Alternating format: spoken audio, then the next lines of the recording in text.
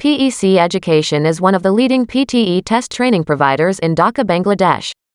PEC Education started its journey in 2016 with providing one-stop PTE academic supports and services. There are several PTE courses that PEC offers both online and on campus to its students. All of the PTE courses includes PTE study materials and free PTE mock tests. Please call for detailed information PTE course preparation and services to 01713167969 or visit the website www.pecpte.com. It seems to me that architecture is pretty much something that causes us both pleasure and trouble.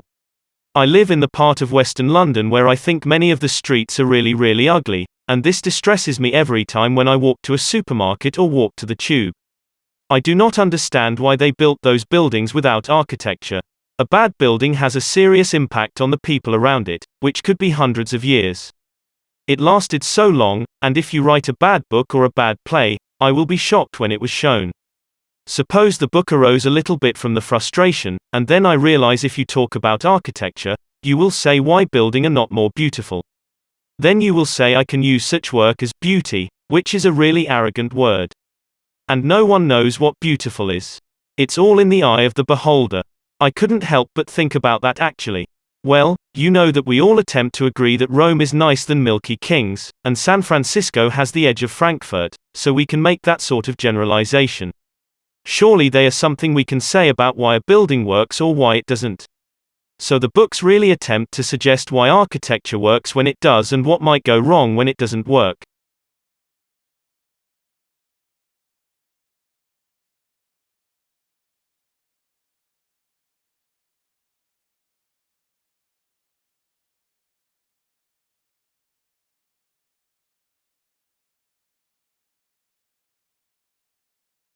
Pancake Ice is an intermediate step between an open water configuration and a totally frozen body of water.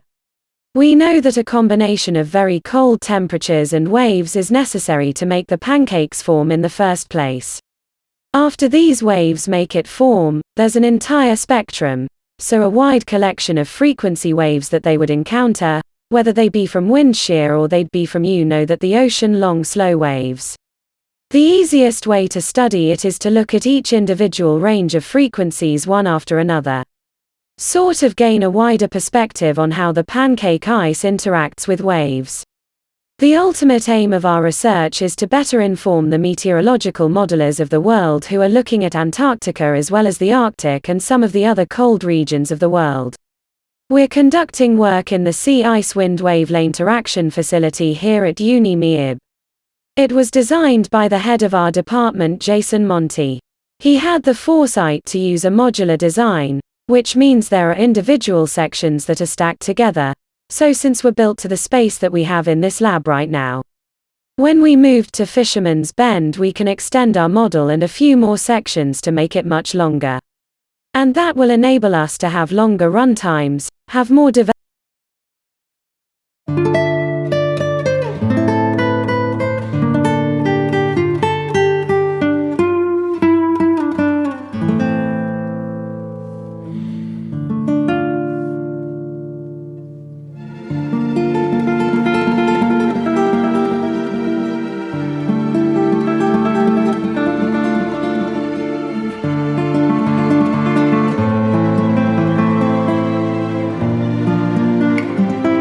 type of storm on Earth. Hurricanes form over warm tropical waters and frequently move toward land. Before I forget to mention this, hurricanes are also called typhoons or cyclones. It depends on where exactly they form. Not all hurricanes are alike. Some are more powerful than others. Meteorologists have a rating system for them. They use the term category to rank. Every hurricane that forms the scale ranks hurricanes according to their wind speed and ability to cause damage. A Category 1 hurricane is the weakest. A Category 5 hurricane is the most powerful. A hurricane typically begins as a tropical storm. It has wind speeds between 50 to 100 km per hour. When the wind blows faster than 100 km per hour, the tropical storm has become a hurricane. A Category 1 hurricane's winds are between 100 to 130 km per hour. A Category 2 hurricane has winds up to 160 km per hour. Winds between 160 and 185 km per hour indicate a Category 3 hurricane. A Category 4 hurricane has wind speeds up to 220 km per hour. Anything above that is a Class 5 HUR.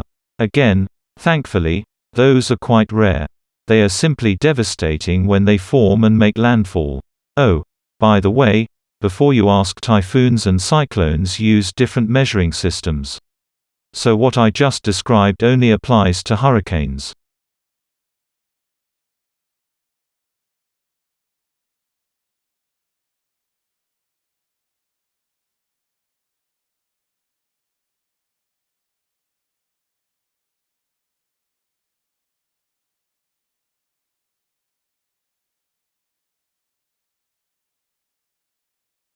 Okay, today's our first class.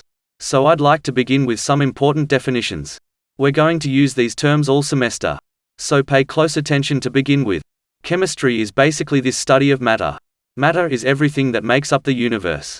In this class, we're going to study the various elements and how they interact with one another. Sometimes they unite. When two or more elements unite, we call them compounds. Now, the study of chemical compounds is divided into two main branches of chemistry, organic chemistry and inorganic chemistry. Organic chemistry is the study of compounds that contain the element carbon. This basically covers it covers all living things.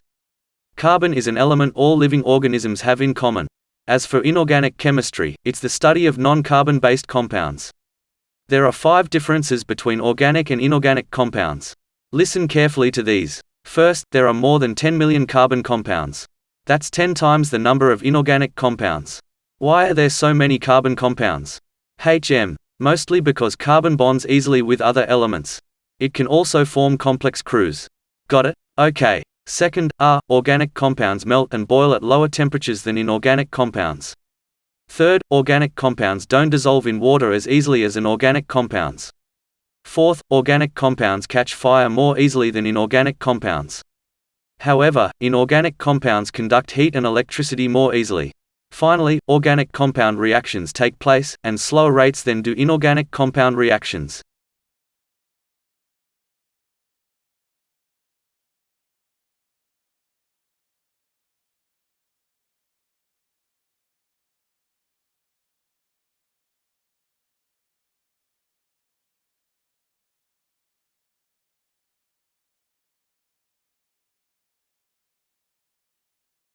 This winter has been rather cold. It almost feels like we're entering a new ice age. Now don't laugh. This statement isn't as crazy as it seems. Yes, global warming is a hot topic these days, but more and more scientists are considering the possibility of global cooling occurring soon. This would result in the average temperatures on Earth dropping. It has happened in the past, and it will happen again in the future. Earth is warm now, but that's not always the case. In the past, large parts of the planet were covered in ice. We call these periods ice ages. Note the plural. There wasn't just one ice age. There have been several. During the recent past, we experienced the Little Ice Age. It lasted almost 500 years from around, say 1300 to 1800. The ice pack in the Arctic Ocean grew larger and moved south. Glaciers in the European Alps and on Greenland grew bigger and advanced southward. Temperatures dropped all over the northern hemisphere. Winters were longer, summers were shorter, and summer rains were heavier. There were numerous famines since the cold and rain frequently destroyed crops. Why did this ice age and others like it happen?